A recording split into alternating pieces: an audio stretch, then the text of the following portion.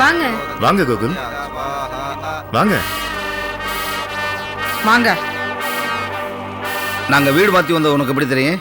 நீங்க அந்த வீட்டை காலி பண்றதும் தெரியும், இன்னைக்கு இந்த வீட்டுல பால் காய்ச்சி புதுசா குடி வரதும் தெரியும். உனக்கு வேற வேலை இல்ல? இது வரைக்கும் அப்படிதான், ஆனா இனிமே நிறைய வேலை இருக்கு. வந்த விஷயம் என்ன? நல்ல விஷயம்தான். ஓமெல்லாம் வளர்த்து இந்த வீட்டுக்கு புதுசா குடி வரீங்க, சந்தோஷமா இருக்கு.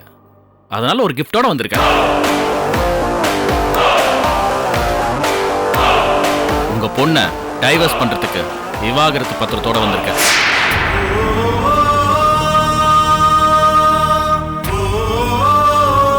இதை நாம மட்டும் அப்ளை பண்ணா கேஸ் இழுத்தடிச்சு ரொம்ப நாள் ஆகும். 2 பேரும் கையெழுத்து போட்டு மியூச்சுவலா டைவர்ஸ்க்கு அப்ளை பண்ணா சீக்கிரம் முடிஞ்சிடும். நல்ல நாள் அதுவுமா? இவ்வளவு பெரிய வார்த்தையை சொல்றீங்களே, கொஞ்சம் பொறுமையா இருந்து என் மக கூட வாழக்கூடாதா? பொறுமை எப்படிங்க இருக்கிறது?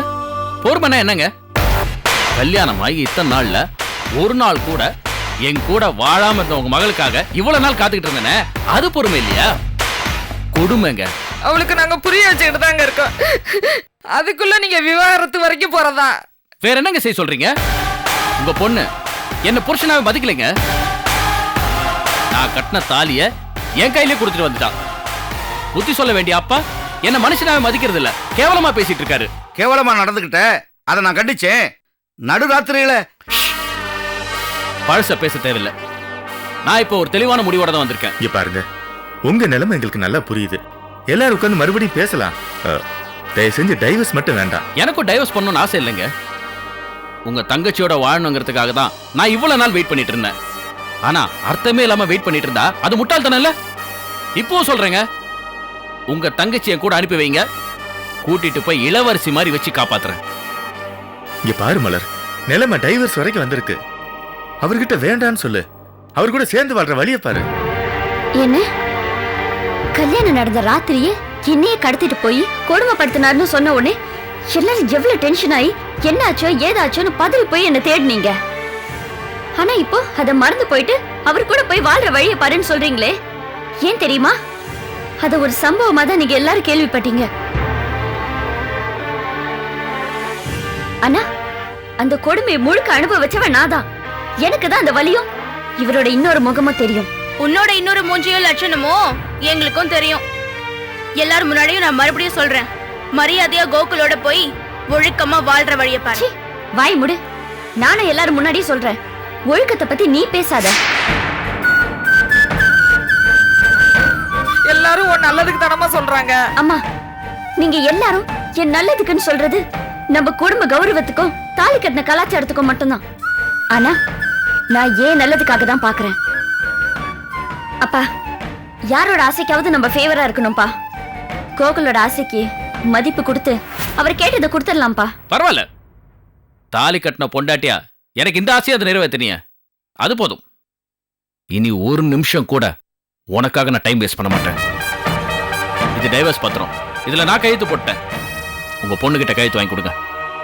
அப்பா, அவதான் ஏதோ புரியாம பேசுறானா நீங்கள் கை நீட்டி வாங்குறீங்க? டேய், இங்க இருந்து யாரு வேணாலும் என்ன வேணாலும் பேசலாம், அறிவுரை சொல்லலாம். ஆனா அவளோட சேர்ந்து வாழ போறது யாரும் கிடையாது. வாழ போறது அவ என்ன முடிவு எடுக்கிறாளோ அதே முடிவு. நல்ல அப்பா உருப்பிட்டோம், அதான் இந்த நிலைமையில வந்து நிக்குது. இந்தம்மா கையெழுத்து போட மாதிரி. ஏன் மலர், உன் பழைய வாழ்க்கையெல்லாம் தெரிஞ்சு உன்னை ஒருத்தன் கட்டிக்கிட்டான். அப்படி ஒரு அப்பாவியை கட்டிக்கிட்டு இப்படி அம்போன்னு விட்டுட்டு போறோன்ற எண்ணமே இல்லாம இதுல கையெழுத்து போட போறிய, உனக்கு மனசு உறுத்தல? அப்பாவியா? யாரு? நீயா? அக்னி சாட்சியா மனசு முழுக்க வலியோட நீ கட்டின தாலியை நான் ஏத்துக்கிட்டேன். இப்ப அதே அக்னி சாட்சியா மனசு முழுக்க சந்தோஷத்தோட உன்னை நிரந்தரமா பிரியணும்ன்றதுக்காக இதுல நான் கையெழுத்து போடுறேன்.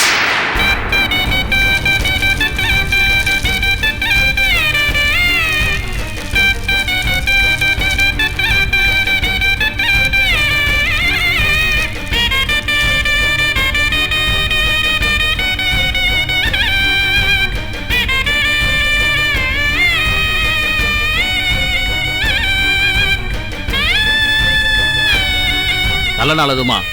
நான் கொடுத்த கிஃப்ட பத்தி எதுவுமே சொல்லல. இந்த வீட்டுக்கு வந்த முகூர்த்தம் என் பொண்ணுக்கு ஒரு நல்ல நேரம் பிறந்திருக்கு.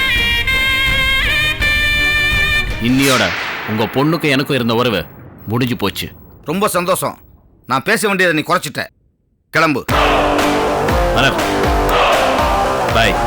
சாரி, உங்களுக்கு மேடம் சொன்னதானே பிடிக்கும், அதனால தானே உங்களுக்கு என்ன பிடிக்கல. வரேன் மேடம். பாத்தீங்களாப்பா, இவ தலையில இவளே மண்ணை வாரி போட்டுக்கிட்டா. டேய் பேசாதடா. பொறுமைக்கு ஒரு அளவு இருக்கு. இனிமேல் யார் மலரை பத்தி எதுவும் பேசக்கூடாது. வாங்க வாங்க, எல்லாரும் பூஜைக்கு வாங்க. வாங்க. சாமி ஆரம்பிங்க.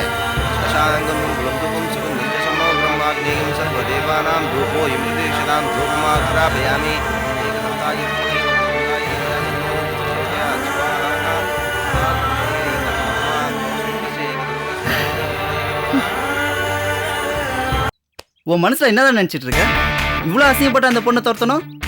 ஏய், நான் அவளை விடுறதா இல்ல. டேய், நீ இவ்வளவு ரிஸ்க் எடுத்து அடி வாங்கி காசு செலவு பண்றது பெரிய விஷயம் இல்லடா. ஆனா அது நல்ல ஃபீரா இருந்தா பரவாயில்லடா. ஏய், ஃபிகர் அதுன்னு தப்பா பேசாத. எனக்கு அவளை ரொம்ப பிடிச்சிருக்கு. அதை எல்லார்ட்டையும் சொல்லணும் தேவையில்ல. டேய், நீ மட்டும் தான் லவ் பண்றேன்னு சொல்ற. ஆனா எனக்கு என்னமோ அந்த பொண்ணு உன்னை லவ் பண்ற மாதிரி தெரியலடா. அப்படி உன்னை லவ் பண்றதா இருந்தா அவங்க அண்ணன்ட்ட ஏன்டா உன்னை பத்தி போட்டு கொடுக்கணும்? ஆமாண்டா, ஏன் சொன்னான்னு தெரியல. அவன் அண்ணன் என்னமோ அவன் தங்கச்சி பெரிய உலகமா பத்தினி மாதிரி பேசுறான். ஆஃப்டர் ஆல் ஒரு செல்போன் வாங்கி கொடுத்ததுக்கே பல்ல அழிச்சிட்டு வந்து வாங்கினால அவங்க 2 பேருக்கு நல்ல பாடம் சொல்லி தரணும்டா. என்னடா செய்ய போற?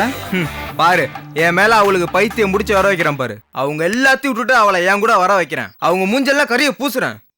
டேய், நீ என்ன வேணா பண்ணலாம்டா. அதுக்கு அவ நல்ல ஃபீரா இருந்தா பரவாயில்லடா.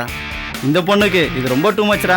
ஒரு பொண்ணை பார்த்தோமா, உஷார் பண்ணோமா, போயிட்டே இருக்கணும். அதை விட்டுட்டு சே. ஏய், அது உன் கேரக்டரா. அவ எப்படி என்ன லவ் பண்றா மட்டும் நீ பாரு. இவ்வளோ சொல்லி நீ இன்னும் லவ் கிவன்ற பாரு. எனக்கு பிடிக்கலடா. அதுவும் ஏன் முன்னால அந்த பொண்ணை சின்சரா லவ் பண்ற மாதிரி வழியிறப்பாரு. தாங்களடா அப்பா. அவ வர. பரமு பரமு நில்லு பரமு, உனக்காக தான் நான் காரை வச்சுட்டு வெயிட் பண்ணிட்டு இருக்கேன். ப்ளீஸ் சக்தி, இனிமே எனக்காக ஒரு நிமிஷம் கூட வெயிட் பண்ணி உங்க டைமை வேஸ்ட் பண்ணாதீங்க. ஒரு நிமிஷமா? உனக்காக என் லைஃப்ல வெயிட் பண்ணுவேன் பரமு. அறிவு கிட்டத்தனமா பேசாதீங்க சக்தி. உங்களை பத்தி நான் எங்க அண்ணன் கிட்ட சொன்னதுக்கு அப்புறமா நீங்க என்ன பத்தி புரிஞ்சுக்கணும். ப்ளீஸ் என்ன டிஸ்டர்ப் பண்ணாதீங்க. உங்க அண்ணன் சொல்லி என்ன நடந்துச்சு? என்ன அடிச்சாரு அவ்வளவுதானே. நான் ஏன் அடி வாங்கிட்டு அமைதியா போனேன்? பயம் நினைச்சியா? ஏன் என்னால உங்க அண்ணனை திருப்பி அடிக்க முடியாதா? இப்ப எங்க ஏரியா பசங்களை சொன்னேன்னு வச்சுக்கேன், உங்க அண்ணனை கடையோட சேர்த்து வச்சு கொளுத்துறாங்க தெரியுமில்ல. ப்ளீஸ் சக்தி, நீங்க இந்த மாதிரி பேசுறது எனக்கு பிடிக்கல. உனக்கு பிடிக்காது தெரியும் பரமு. நீ வருத்தப்படுவதுக்காக தான் நான் அதெல்லாம் பண்ணல. ஆனா நீ எனக்கு வேணும் பரமு. அது நடக்காது. ஏய், நீ மட்டும் இல்ல பரமு, உங்க குடும்பத்துல யார் வந்து என்ன அடிச்சாலும் சரி என் உடம்பு தான் காயப்படும். ஆனா என் மனசு அது முழுக்க நீ தான் இருக்க. அதுல இருந்து உன்னை யாரும் பிரிக்க முடியாது பரமு. வேணா சக்தி, நீங்க போய் உங்களோட படிப்பு உங்க பிசினஸ்ல கவனம் செலுத்துங்க. என்ன விட்டுருங்க. அட்வைஸ் இது முன்னாடியே சொல்ல வேண்டியதானே? என் கூட ஊர் சுத்தினில்ல, அப்பா சொல்ல வேண்டியதானே? இப்ப சொல்ற தப்புதான். அதுக்கு நான் இப்ப மன்னிப்பு கேட்டுக்கிறேன். சாரி. இங்க பாரு, நீ யார்கிட்ட சொன்னாலும் சரி, என்ன சொன்னாலும் சரி, but I love you Paramu. I love you Paramu. உன்னை என்ன யாரும் பிரிக்க முடியாது பரமு. உன்னை விட்டு நான் விலக மாட்டேன் பரமு. பரமு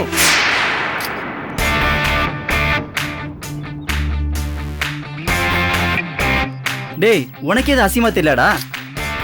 ஏய், செகண்ட் மீட்டிங் தான்டா. 3வது மீட்டிங்ல பாரு, அவளா வந்து என்கிட்ட பேசுவா. பாக்குறேன்டா. ஆனா எனக்கு என்னமோ பார்க்க சைக்கிளுங்கிறது தான் என் கருத்து. டேய், சாரிங்க. அன்னைக்கு ராமேஸ்வரத்தில் பயங்கர டென்ஷனாகவும் மென்டலி ப்ரெஷராகவும் இருந்தேன். அதனால தான் கை நீட்டுற அளவுக்கு நடந்துக்கிட்டேன். பொதுவாக நான் அப்படி ஆள் இல்லைங்க. சாரி. ஆனால் நீங்களும் மறுபடியும் என் தங்கச்சி விஷயத்தில் நீங்கள் தலையிட்டு இருக்க கூடாது இல்லையா? என் தங்கச்சி உங்களை வேணான்னு சொல்லிடுச்சு. அப்புறம் மறுபடியும் நீங்கள் தொந்தரவு பண்ணுறது நல்லா இல்லைங்க. இப்போவும் சொல்கிறேங்க, இந்த விஷயத்தை எத்தோட விட்டுருங்க. திருப்பி அதை ஃபாலோ பண்ணுறது பேசுறதெல்லாம் வேண்டாம். அதான் எல்லாருக்கும் நல்லது. இதை நான் இப்போ உங்கள்கிட்ட ஃப்ரெண்ட்லியாக சொல்கிறேன். வரேங்க. என்னடா அடிக்கிற கை அணைக்குது? பாத்தியாடா, நான் சொன்னதுதான் நடக்கும். இன்னைக்கு இவனா வந்து சரி கட்டு போறான் பாத்தியா? நாளைக்கு அவளா வந்து என்கிட்ட பேசுவாடா. வெயிட் அண்ட் சீ. அப்பா, பாண்டியோட ஃப்ரெண்ட போலீஸ் அரெஸ்ட் பண்ணிட்டாங்க. அவனை பிடிச்சி விசாரிச்சிட்டு இருக்காங்க. இது வரைக்கும் அவன் வாயை திறக்க மாட்டேங்கிறான். எனக்கு ராமேஸ்வரம் போனது வரைக்கும் தான் தெரியும், அதுக்கு மேல எதுவுமே தெரியாதுன்னு சாதிக்கிறான். அவன் வாயை திறந்து ஏதாவது சொன்னாதான் பாண்டிய பத்தியும் மகா பத்தியும் நமக்கு தெரிய வாய்ப்பு இருக்கு. பாண்டி முதல்ல மாட்டணும்டா, முதல்ல மாட்டணும். போலீஸ் முதல்ல பாண்டிய பிடிக்கணும்னா தேவையில்லாம இந்த கேஸ்ல கோபி மாட்டிட்டு முடிச்சிட்டு இருக்கானே. என்னடா இதெல்லாம்? விதியை பாத்தியா? கோபியும் பாண்டியும் நம்ம இசைக்கு வாரிசா வரணும்னு ஆசைப்பட்டேன்டா.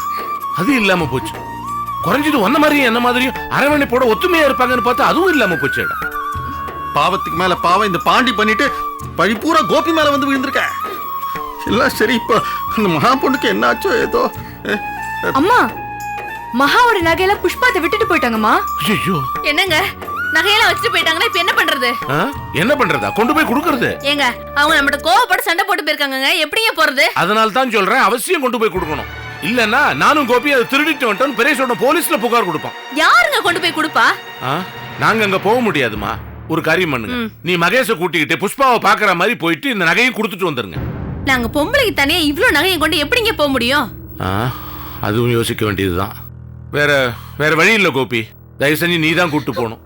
அப்பா, அப்பா, என்னம்மா? சாந்தி அண்ணியும் வேலை அண்ணனும் லெட்டர் எழுதி வச்சுட்டு கிளம்பி போயிட்டாங்க. என்ன சொல்ற நீ? ஆமாப்பா, இந்த வீட்ல தண்டமா உட்காந்து சாப்பிடுறதுக்கு மனசு கஷ்டமா இருக்கு. மகேஷ் இந்த நிலைமையில விட்டுட்டு போறதுக்கு முடியலதான். ஆனா பெத்தவங்க வீட்டுல தானே விட்டுட்டு போறோம். என் தம்பி நல்ல நிலைமைக்கு வந்த பிறகு திரும்பி வந்துடுறோன்னு எழுதி வச்சுட்டு போயிட்டாங்கப்பா. என்னப்பா அது ஒவ்வொருத்தரா இப்படி நம்ம விட்டு போயிட்டு இருக்காங்க சொல்லாம? நான் யாருன்னு போய் தேடுவேன்? என் மூத்த பிள்ளைய தேடுவேனா? என் மூத்த மாப்பிள்ளைய தேடுவேனா? மகாவை தேடுவேனா? பாண்டிய தேடுவேனா? இப்ப இவங்கள ஏன்பா இந்த நிலைமையில எப்படிப்பா நான் பேராவூர்னி போறது? இவங்களை திருப்பலானில போய் தேட வேணாமா? இல்லப்பா, வேண்டாம். இது ரொம்ப முக்கியம். இந்த மாதிரி இவங்க அவங்களே கடதா செய்தி வச்சுட்டு போயிருக்காங்க. எப்படி அவங்களே வந்துருவாங்க, நம்புவோம். இது ரொம்ப முக்கியம் கோபி. நகையை கொண்டு போய் கொடுத்துட்டு வந்துரு. அம்மா, மகேஷை கூட்டிட்டு கிளம்புங்க, போலாம்.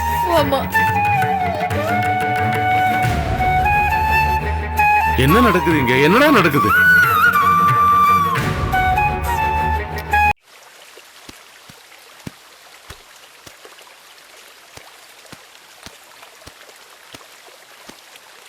புஷ்பா, நான் எஸ்பி ஆபீஸ் வரைக்கும் போயிட்டு வரணும். மகா பத்தி தான் தகவல் தெரிஞ்சதானே பார்த்துட்டு வரேன். சரிங்க.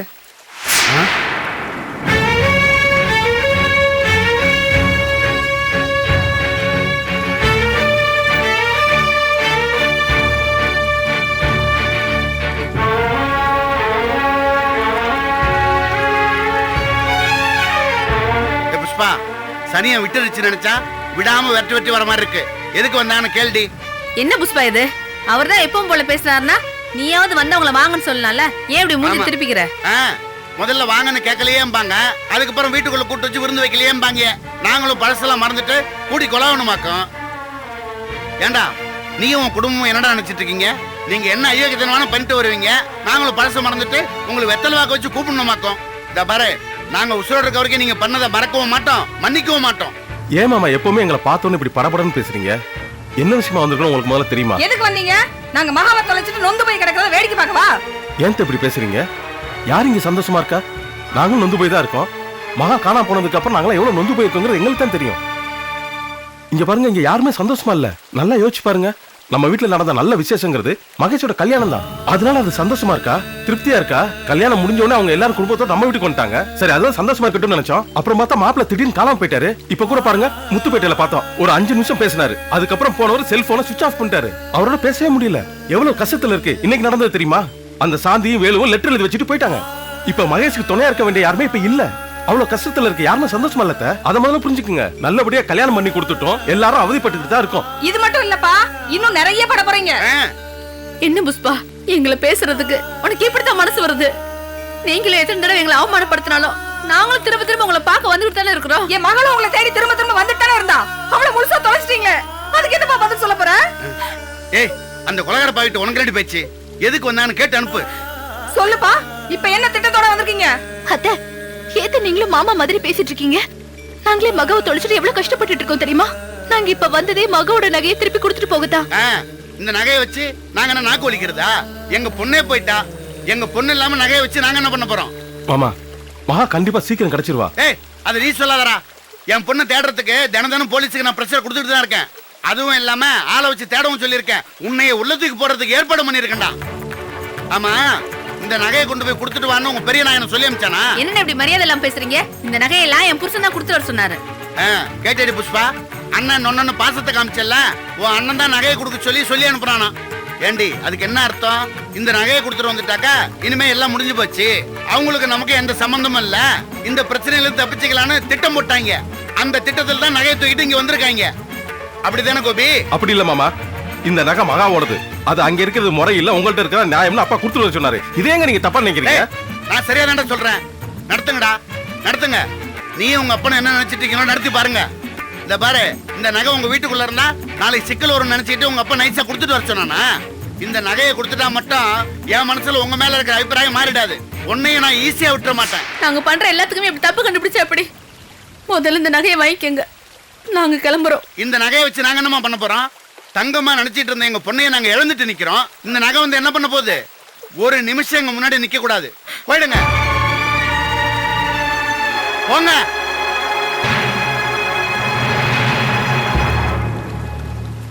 ஏ புஷ்பா, ஒரு நிமிஷம் அவங்களை நிக்க சொல்லு. பக்கத்துல வர சொல்டி.